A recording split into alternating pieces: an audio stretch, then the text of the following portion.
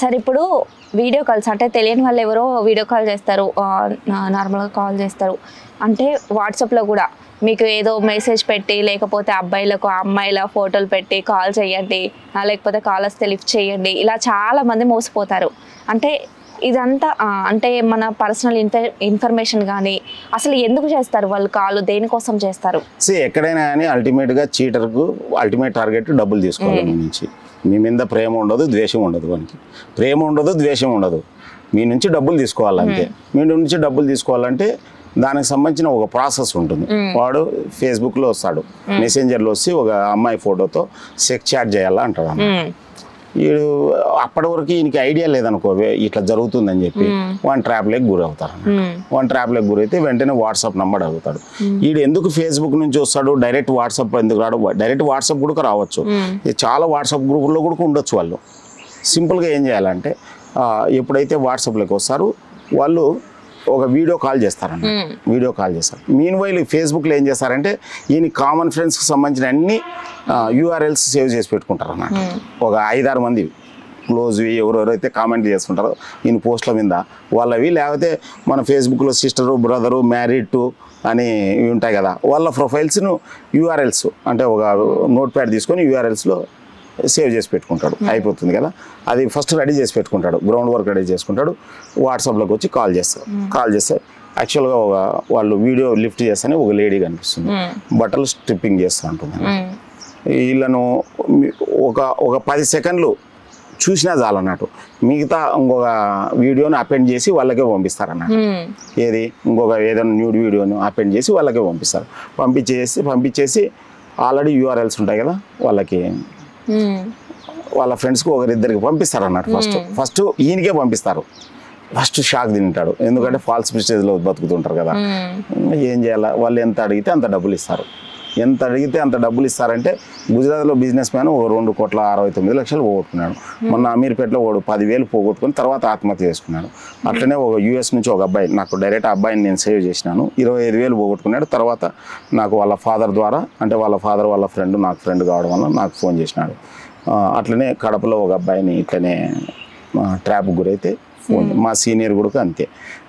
Just ముందు రోజు అతను సొసైటీలో మంచి పేరు గల వ్యక్తి, వైకుంఠ ఏకాదశి ముందు రోజు ట్రాప్కి గురైనాడు. ఆయన ఒక ఫంక్షన్లో మాట్లాడాలన్నట్టు, ధైర్యదాత అన్నాడు అన్నట్టు నేను చెప్పినాక. తర్వాత ఇట్లా ఇంకొక అతను మా జూనియర్ 3 లక్షలు పోగొట్టుకున్నాడు. నేను చెప్పేది ఇవాళ known stories, unknown stories uncountable.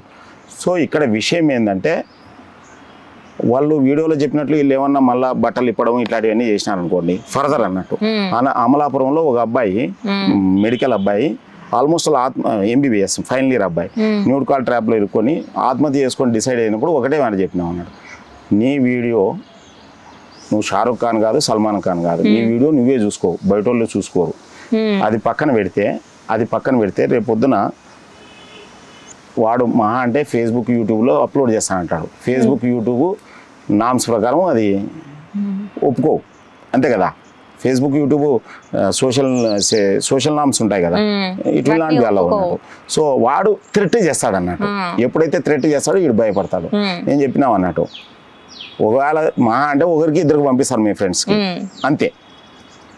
ఒకవేళ నువ్వు ఆత్మహత్య చేసుకుంటే అమలాపురంతో పాటు ఆంధ్రప్రదేశ్ అంతా తెలుస్తుంది, ఇంకా నువ్వే డిసైడ్ చేసుకో అని చెప్పినావు అన్నట్టు. సో ఎవరేం కాదు, నువ్వు పుట్టుతా బట్టలు లేకుండా పుట్టినావు, చచ్చిపోతా బట్టలు లేకుండా పెద్ద ఏం కాదు. ఫస్ట్ పాయింట్ ట్రాప్ గురి కావద్దు, ట్రాప్ గురైనా భయపడద్దు, అంతే. Very simple. వాళ్ళు ఫిజికల్ గా ఏం చేయలేదు, మీరు డబ్బులు తీసుకోవడానికి మాత్రమే మిమ్మల్ని మెంటల్ స్ట్రెస్ చేయడం, అంతే. వానికి వేరే టార్గెట్ ఏం లేదు, మీరు నుంచి డబ్బులు.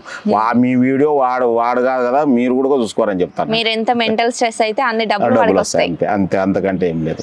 Just they loot the money as much as possible, అంతే.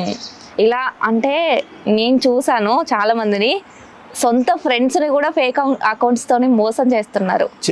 అది ఇప్పుడు పిల్లి కళ్ళు మూసుకొని పాలు తాగుతుందంటే సరిపోతుంది. రేపొద్దున నిజంగానే కేసు పెట్టినప్పుడు వాళ్ళందరూ జైలుకు పోతారు.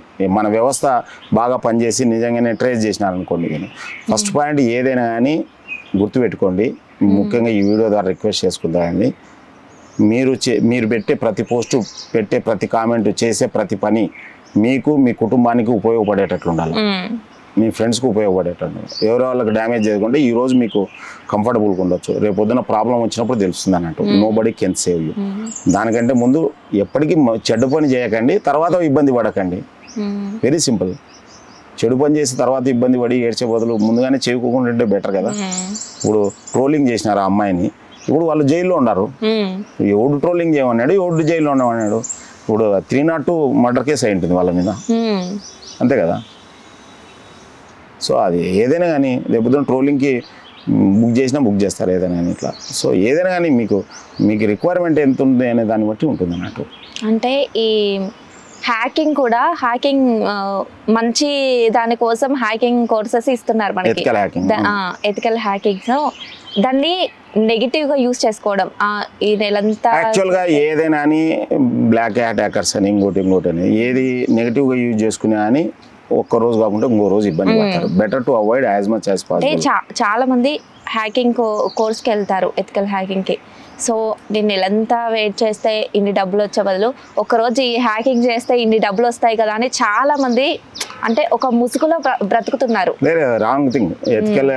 ఎథికల్ హ్యాకింగ్ ఏంటంటే సిస్టమ్ సపోర్ట్ కోసం. అదే బ్లాక్మెయిల్ కోసం అన్నారు అనుకోండి, if not today tomorrow they will be put in jail అన్నట్టు. అది చాలా మందికి అర్థమైతే మంచిది, అర్థం కాకుంటే system will take care of them అట్లా. అంటే ఈ రోజు సంతోషం కోసం లైఫ్ అంతా స్పాయిల్ చేసుకోవద్దు.